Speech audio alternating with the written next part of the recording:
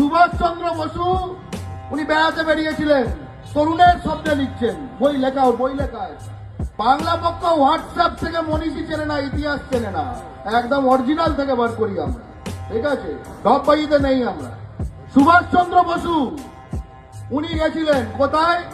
এই ভকত আর নির্মলা রাইফাই যেখান থেকে এসছে ওখানে, সেখানে সে বাঙালি বলে, মাছ খায় বলে তাকে সরিয়ে দেওয়া হয়েছিল।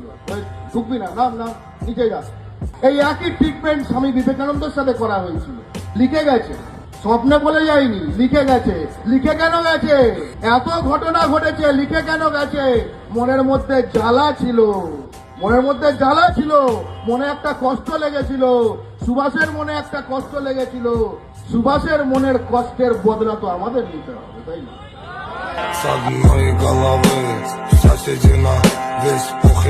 বাঙালি জাতিকে সংঘবদ্ধ ও নিয়মানুবর্তী করে তুলতেই হবে।